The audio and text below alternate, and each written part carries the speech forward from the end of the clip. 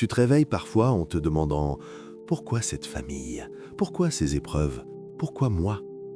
Et si je te disais qu'Allah ne choisit jamais au hasard? Ta famille n'est pas un accident, ni une coïncidence, ni une punition. C'est un terrain, un champ d'épreuves, un jardin où Allah cultive ton âme. Aujourd'hui, je vais te révéler la sagesse profonde cachée derrière ton placement dans cette famille, les raisons que tu ignores, les secrets que ton cœur cherche. Reste jusqu'à la fin, car ce que tu vas découvrir va changer ton regard pour toujours. Ferme les yeux un instant. Repense à ce matin, ce regard froid de ton père, ce silence lourd de ta mère, ces mots qui coupent plus profond qu'un couteau. Tu les as encaissés, encore, et tu t'es demandé « jusqu'à quand ?» Voilà la vérité que personne ne te dit. Ton âme porte des traces, des empreintes invisibles laissées par tes erreurs passées, tes faiblesses, tes moments d'égarement. Et Allah, dans sa sagesse infinie, ne te punit pas en te jetant dans le feu, non. Il te place dans un environnement où chaque friction, chaque tension, chaque incompréhension devient un savon qui lave ton cœur. L'être humain est programmé pour fuir la douleur. C'est un réflexe animal. On évite ce qui brûle, ce qui blesse, ce qui dérange. Mais ton âme, elle, ne grandit jamais dans le confort. Elle stagne, elle s'endort. C'est dans l'inconfort que la vraie transformation commence. Les tensions familiales ne sont pas là pour te briser. Elles sont là pour te polir, comme un diamant brut qu'on refrotte jusqu'à ce qu'il brille. Allah dit dans le Coran: nous vous éprouverons certes par la peur, la faim, la diminution de biens, de personnes et de récoltes, et annonce la bonne nouvelle aux endurants. Sourate Al-Baqarah 2, 155. Regarde bien ce verset. Allah ne dit pas « peut-être », il dit « certes ». L'épreuve est certaine, garantie. Mais pour qui? Pour tous. Et pourquoi? Pour séparer ceux qui s'effondrent de ceux qui tiennent debout. Le prophète sallallahu alayhi wa sallam a dit quelque chose d'extraordinaire. Aucune fatigue, ni maladie, ni souci, ni tristesse, ni mal, ni angoisse ne touche le musulman, pas même une épine qui le pique, sans qu'Allah n'efface par cela une partie de ses péchés. Sahih al-Bukhari.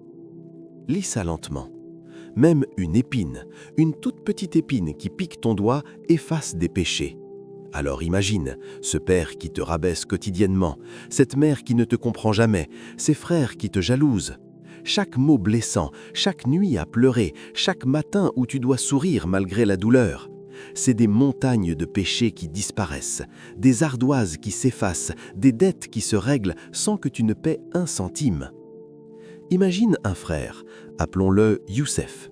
Son père est autoritaire, du genre qui ne sait pas parler sans crier, du genre qui critique tout, tes notes, ton travail, tes choix, ton existence même. Chaque soir, Youssef rentre à la maison avec un poids sur le cœur. Chaque reproche injuste, chaque mot dur qui le traite d'incapable. Il encaisse, il se tait. Pas par faiblesse, mais parce qu'il a compris quelque chose. Chaque seconde de cette patience est une purification silencieuse. Pendant que son père crie, Youssef voit ses erreurs passées s'évaporer comme de la fumée. Il ne le ressent pas sur le moment, mais dans l'invisible, les anges enregistrent, les balances se rééquilibrent. Tu vois, les gens pensent que la purification, c'est le jeûne, la prière de nuit, les aumônes. Oui, tout cela purifie, mais il y a une purification que tu ne choisis pas, celle qu'Allah choisit pour toi. Celle qui te trouve là où tu vis, dans ta cuisine, dans ton salon, au petit déjeuner, quand ton frère te lance cette remarque blessante, quand ta sœur te compare aux autres, quand tu sens que ta propre famille ne te voit pas. Chaque larme versée en silence est une prière que le ciel reçoit. Il y a quelque chose que tu ne réalises pas encore, quelque chose de massif, de cosmique même. Tes parents vont mourir un jour. Reste avec moi, je sais que c'est brutal, mais c'est la réalité la plus certaine après la mort elle-même. Et quand ce jour viendra, tout s'arrêtera pour eux.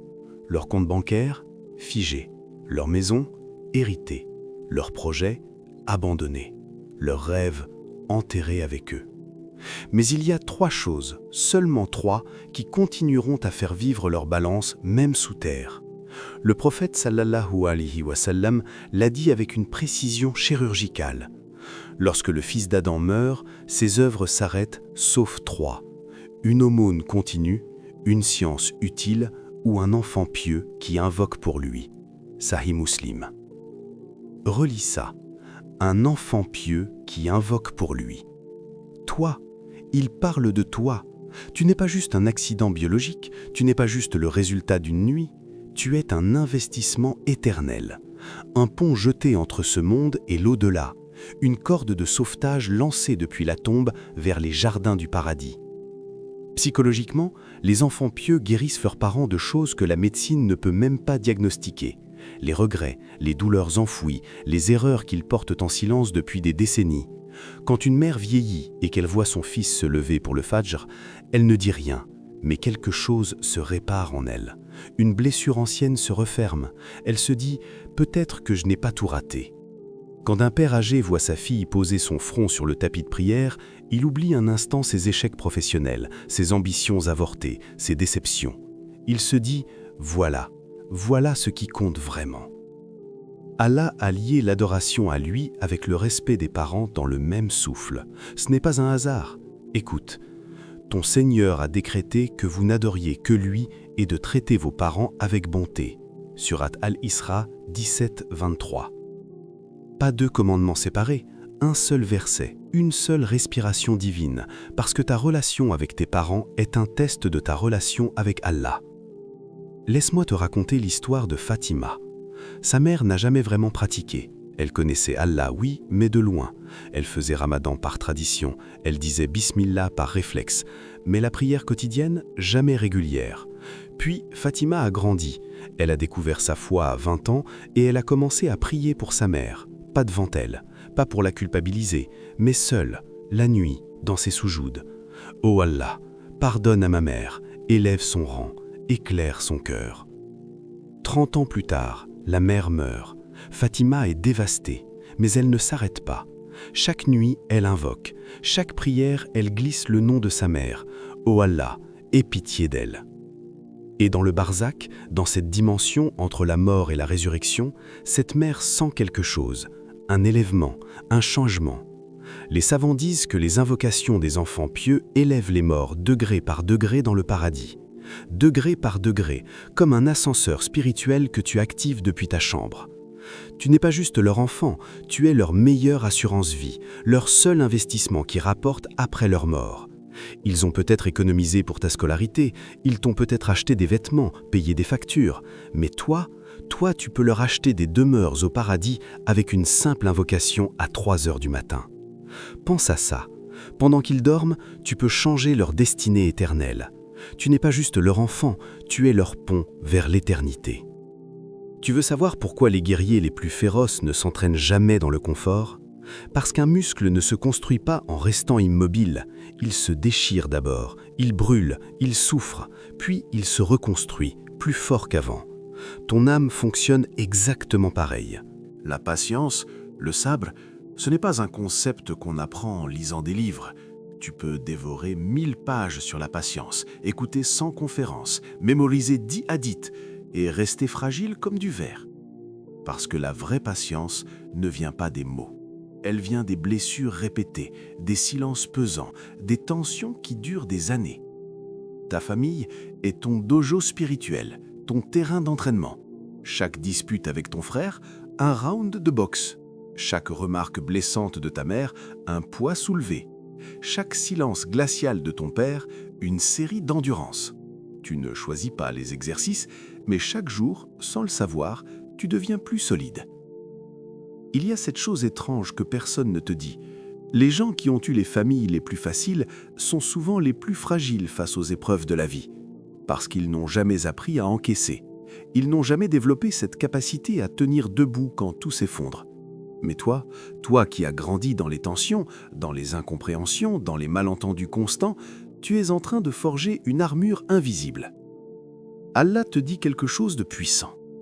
Ô vous qui croyez, cherchez secours dans la patience et la prière. Allah est avec les endurants. Surat Al-Baqarah 2:153. Regarde la fin de ce verset. Allah ne dit pas « je suis avec tout le monde ». Non, il choisit une catégorie précise, les endurants, ceux qui patientent, ceux qui tiennent, ceux qui ne fuient pas quand ça devient dur. Et voilà le secret que personne ne comprend. La patience est un don, mais c'est un don que tu obtiens en le pratiquant. Le prophète sallallahu alayhi wa sallam a révélé cette formule magique. Celui qui se montre patient, Allah lui donnera la patience. Et nul ne reçoit un don meilleur et plus large que la patience. Sahih al-Bukhari. Tu vois ce que ça veut dire? Tu n'attends pas de recevoir la patience pour commencer à être patient. Tu commences à pratiquer la patience et Allah te la donne. C'est comme apprendre à nager. Tu ne restes pas au bord en attendant de savoir nager. Tu plonges, tu bois la tasse, tu luttes et un jour, sans comprendre comment, tu flottes. Laisse-moi te parler de Karim, 23 ans, marié jeune. Il vit avec sa belle famille et ce n'est pas un conte de fées. Sa belle-mère le critique ouvertement. Son beau-père le compare constamment à d'autres. Ses beaux-frères le traitent comme un étranger dans sa propre maison. Chaque repas est une tension, chaque conversation peut exploser. Les premiers mois, Karim voulait partir, claquer la porte, crier, répondre. Mais il avait fait une promesse à sa femme. Alors il a choisi une stratégie différente. Se taire, encaisser, baisser le regard. Pas par lâcheté, par stratégie spirituelle. Chaque fois que son beau-père le rabaisse, Karim répète intérieurement « sabre, sabre, sabre ». Chaque remarque cinglante vole au-dessus de la table, il serre les dents et respire. 2 ans passent, puis 3, puis 5, et un jour, Karim se regarde dans le miroir et réalise quelque chose. Il n'est plus le même homme. Les choses qui le blaisaient avant ne le touchent plus. Les provocations glissent sur lui comme l'eau sur une pierre. Il a développé une capacité surhumaine à rester calme dans le chaos. Cette famille hostile, qu'il détestait tant, a sculpté en lui une force titanesque qu'aucune université n'aurait pu lui enseigner. La patience n'est pas de subir, c'est de transformer la souffrance en lumière intérieure. Arrête-toi une seconde. Pourquoi toi? Pourquoi es-tu le seul dans ta famille à chercher Allah? Le seul à te lever pour le Fajr pendant que tout le monde dort? Le seul à ressentir ce vide spirituel que les autres ne voient même pas? Parce que tu n'es pas là par hasard. Tu es l'agent infiltré d'Allah dans cette maison. Les gens pensent toujours que l'environnement façonne la personne, que si tu nais dans une famille pieuse, tu deviens pieux. Si tu nais dans une famille égarée, tu t'égares. Mais l'histoire prouve exactement le contraire. Regarde Ibrahim alayhi salam. Son père, sculpteur d'idoles. Sa famille entière, adorateur de statues. Toute sa tribu baignait dans le shirk, l'association à Allah. Pourtant cet homme, seul contre tous, s'est levé et a dit « Non, je n'adorerai que le Créateur ». Il est devenu le Halil d'Allah, l'ami intime du Très-Haut. Pas malgré sa famille, mais peut-être à cause d'elle. Parfois, Allah ne te place pas dans une famille pour qu'elle te guide. Il te place là pour que tu deviennes le guide. Pour que tu sois la fissure par laquelle la lumière entre. Pour que tu sois le premier maillon d'une chaîne complètement nouvelle. Tu vois, psychologiquement, le changement ne vient jamais des discours. Il vient de la démonstration vivante. Quand les gens te voient changer, quand ils voient ta transformation, quelque chose en eux s'interroge. Pas immédiatement, peut-être même pas consciemment. Mais les graines se plantent. Une graine de curiosité, une graine de doute sur leur propre mode de vie, une graine d'espoir qu'il existe peut-être quelque chose de plus grand. Allah te dit comment procéder. Appelle au sentier de ton Seigneur avec sagesse et bonne exhortation. Sourate An-Nahl 125. Pas avec violence, pas avec jugement, pas avec arrogance, avec sagesse, avec douceur, avec ton comportement avant tes mots. Je vais te raconter l'histoire de Mariam. 17 ans. Elle vit dans une maison où personne ne prie. Son père regarde la télévision jusqu'à minuit, sa mère ne connaît le Coran que par ouï-dire. Ses frères passent leur week-end dans des choses futiles. Quand Mariam découvre la prière, elle se sent seule, complètement isolée. Elle pourrait crier, faire des reproches, forcer sa famille à changer. Mais elle choisit une autre voie. le silence éloquent. Elle commence à prier. Juste elle, dans sa chambre. Le Fajr, même quand c'est dur. Elle ne réveille personne. Elle ne fait pas de bruit. Elle ne cherche pas l'attention. Mais sa petite sœur 9 ans remarque. Elle voit Mariam se lever dans le noir. Elle entend les murmures des invocations. Elle sent quelque chose de différent dans l'air. Un matin, la petite sœur frappe à la porte. « Je peux prier avec toi ?» Mariam ne dit rien. Elle lui tend juste un tapis. 6 mois passent. Les 2 sœurs la voient chaque matin. Fidèle, silencieuse, rayonnante. Quelque chose se réveille en elle. Un regret ancien. Une nostalgie de quelque chose qu'elle n'a jamais vraiment connu. Un jour, sans prévenir, elle se joint à elle. Mariam m'a jamais prêché, elle n'a jamais donné de cours, elle n'a jamais forcé qui que ce soit. Elle a juste été. Et son existence même est devenue un sermon quotidien. Ses gestes, sa constance, sa paix intérieure, tout parlait plus fort que 1000 discours. Parfois, ta simple existence est une prédication silencieuse. Il y a une vérité brutale que personne n'ose dire à voix haute. Tu ne cherches vraiment Allah que quand les humains te lâchent. Tant que ta famille te comprend, tant que tes parents t'approuvent, tant que tes frères et sœurs sont là pour toi, Allah reste une idée lointaine, une notion théorique, un nom que tu prononces par habitude. Mais quand cette même famille te tourne le dos, quand ton propre père te regarde avec déception, quand ta mère préfère ton frère, quand tu réalises que même le sang ne garantit pas la loyauté, c'est là que tout bascule. C'est là que tu tombes à genoux, le front contre le sol, et que tu découvres enfin celui qui n'a jamais bougé. Allah ne t'a pas placé dans cette famille pour que tu comptes sur eux. Il t'y a placé pour que tu apprennes à ne compter que sur lui. Pour que tu comprennes viscéralement que les créatures sont fragiles, qu'elles blessent, qu'elles oublient, qu'elles partent.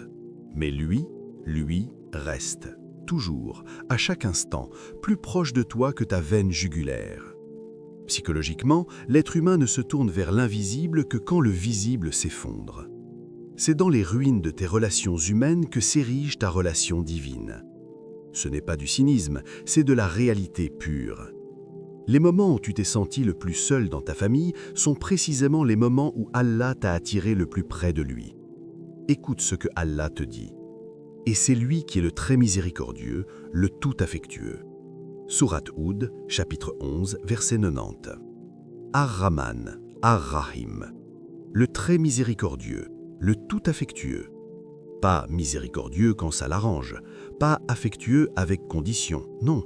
C'est sa nature permanente, sa constance absolue. Quand ton père crie, Allah murmure ton nom avec tendresse. Quand ta mère t'ignore, Allah t'écoute dans le silence. Quand ta famille te juge, Allah connaît ton cœur mieux que toi-même. Et voilà le verset qui change tout. Le prophète sallallahu alayhi wa sallam a rapporté qu'Allah dit « Je suis selon l'opinion que mon serviteur a de moi, et je suis avec lui quand il m'invoque. » Sahih al-Bukhari. Relis ça lentement. Allah se comporte envers toi selon ce que toi tu crois qu'il fera. Si tu crois qu'il t'a abandonné, tu le ressentiras distant. Si tu crois qu'il prépare quelque chose pour toi, tu verras les portes s'ouvrir. Ta perception crée ta réalité spirituelle. Laisse-moi te parler d'Ahmed, 19 ans.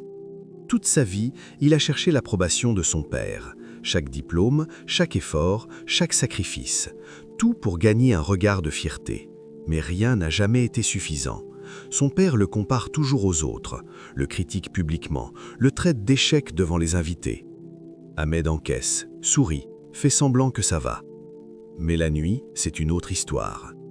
Ahmed se réveille à 3 heures du matin, pas par réveil, par douleur.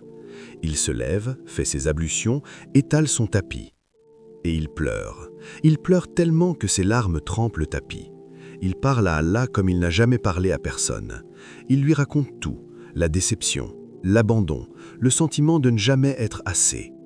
Et dans ce soudjoud, quelque chose se passe, quelque chose d'indescriptible. Il sent une présence, une chaleur. Une réponse silencieuse qui dit « Je te vois, je t'entends, je suis là ». Ahmed découvre une intimité avec Allah qu'aucune relation humaine ne pourra jamais égaler. Ce père qu'il a rejeté ne le sait pas, mais il vient d'offrir à son fils le plus grand cadeau possible, le pousser dans les bras d'Allah. Des années plus tard, Ahmed dira « Mon père m'a brisé, mais Allah m'a reconstruit, et ce que Allah a bâti est éternel. » Quand les créatures te tournent le dos, c'est là que tu découvres le visage du Créateur. Regarde-toi, vraiment, arrête tout et regarde-toi une seconde. Tu es encore debout. Après tout ce que ta famille t'a fait traverser, après toutes ces nuits blanches, après toutes ces blessures invisibles que personne ne verra jamais, tu respires encore, tu luttes encore, tu essaies encore. Tu sais ce que ça veut dire ? Que tu n'es pas ordinaire. Les âmes ordinaires reçoivent des vies ordinaires, des familles faciles, des problèmes prévisibles, des douleurs gérables. Mais toi, tu as reçu un scénario différent, un niveau de difficulté plus élevé. Et tu veux savoir pourquoi ? Parce qu'Allah ne confie les grandes épreuves qu'aux grandes âmes. C'est une loi spirituelle que peu de gens comprennent. Plus ton épreuve est lourde, plus ton potentiel est immense. Allah ne gaspille pas les difficultés. Il ne les distribue pas au hasard. Chaque épreuve est une sélection, un choix divin, une déclaration cosmique qui dit « Celui-là, je peux lui faire confiance ».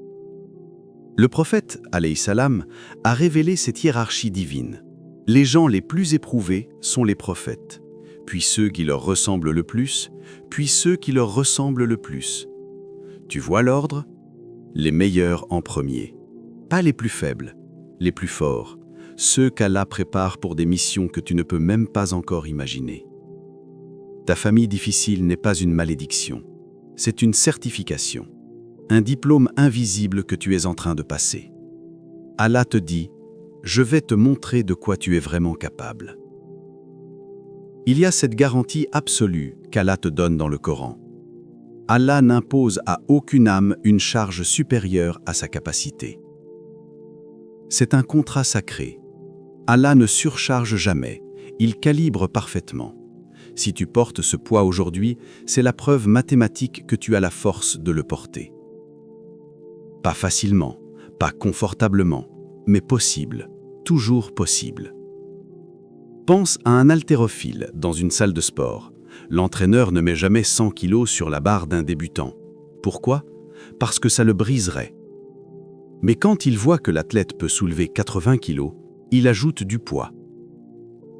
Pas pour le détruire, pour le faire évoluer, pour révéler une force que même l'athlète ignorait posséder.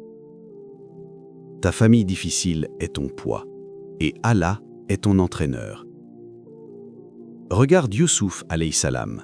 Ses propres frères l'ont jeté dans un puits sombre, abandonné, trahi par son propre sang, puis vendu comme esclave, puis emprisonné injustement pendant des années. Famille brisée, liberté volée, réputation détruite. Si quelqu'un avait le droit d'abandonner, c'était lui. Mais regarde la fin de son histoire.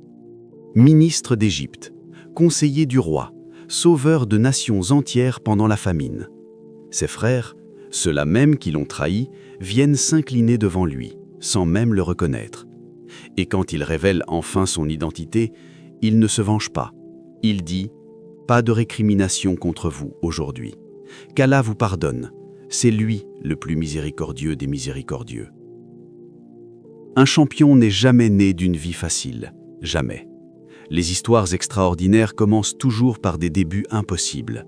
Les familles complexes produisent les âmes les plus profondes. Pourquoi ? Parce que la profondeur ne vient que du creusement.